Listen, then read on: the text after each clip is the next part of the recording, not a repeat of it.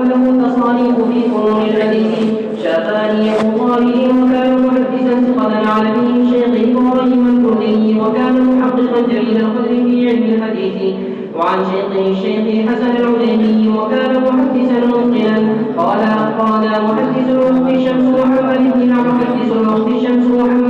محمد بن العلاء البابلي عن المحدث ابي عبد الله محمد بن عبد الله الانصاري المعروف بحجازه الواعظ والشيخ الحافظ سالم السنهري فالاول عن المحدث الشمس محمد بن محمد الزنجي عن الحافظ شمس الدين محمد السقافي والحافظ عن الشيخ الحافظ النجم الغيطي حدثنا الحافظ شيخ الاسلام زكريا قال السقافي وزكريا كلاهما قال حدثنا إمام الصلاة يحفظ زمانه الحافظ بن حجر العسقلاني والحافظ تقي الدين أبو الفضل محمد بن محمد بن فهد الهاشمي المكي وغيرهما من العلماء جلة الحفاظ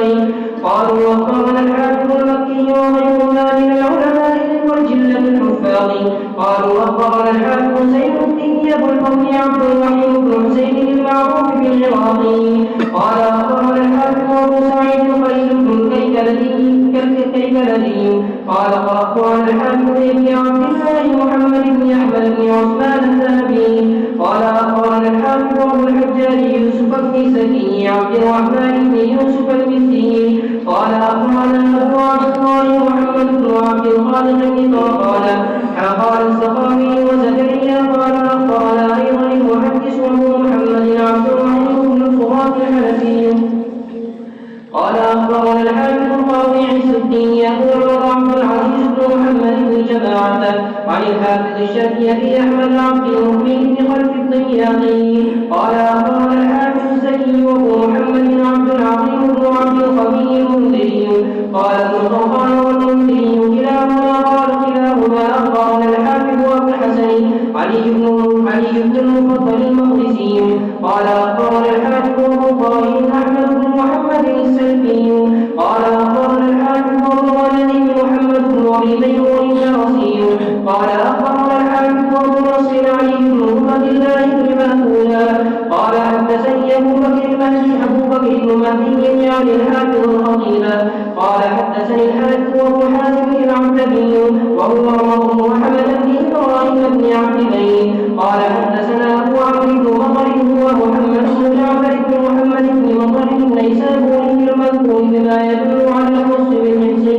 قال حدثنا إبراهيم بن يوسف قال حدثنا الفضل بن زياد القطان صاحب أحمد بن حنبل قال حدثنا أحمد بن حنبل قال حدثنا زهير بن حرب وأبو خيثمة قال حدثنا يحيى بن معين قال حدثنا علي بن المديني قال حدثنا عبد الله بن معاذ قال حدثنا أبي قال حدثنا شعبة عن أبي بكر بن حفص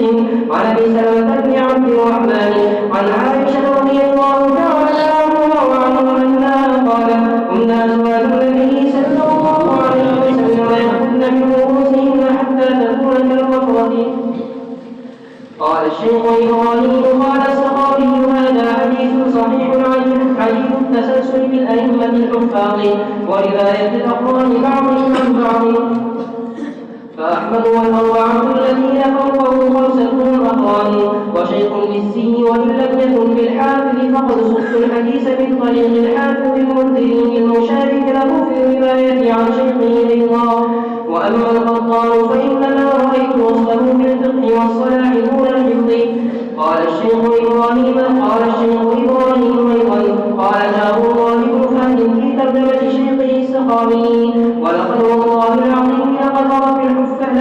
الحفاظ المتأخرين مثله ويعلم ذلك كل من اطلع على مؤلفاته أو شاهده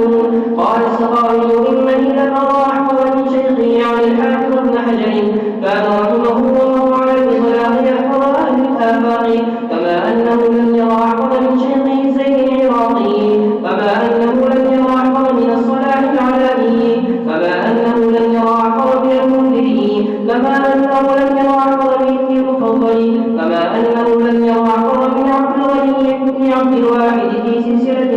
كذلك إلى أبي هريرة أحفظ الصحابة رضي الله تعالى عنهم لا أطيع بإيرادها لاحتياج بعضها إلى تحقيق وبالله بالتوفيق.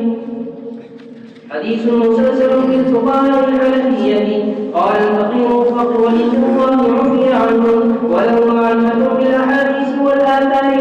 والآثار التي استدل بها الحنفية ومعرفة بالهداية وغيرها من كتب مذهبهم وإجازة لتدريسها واشتغالة بمطالعتها وقراءتها. شافها الشيخ تاج الدين والعلم في الحنفية إثبات الله الحرام عن الشيخ حسن العجيمي الحنفي قال أخبرنا مفتي الإسلام السيد محمد صادق وأحمد باشا الحسيني الحنفي عن العلامة محمد بن عبد القادر النحريري الحنفي إجازة عن الشيخ سراج الدين عمر الحارودي الحنفي عن الشيخ إبراهيم بن عبد الرحمن القرطي صاحب الفيض عن الشيخ محب الدين محمد بن أحمد الأقصرائي عن العلامة سراج الدين عمر بن علي الكلالي الشهيد بقارئ الهداية عن العلامة علاء الدين السيراني عن السيد جلال بن شمس الدين الكرماني عن العلامة عبد العزيز بن محمد بن أحمد البخاري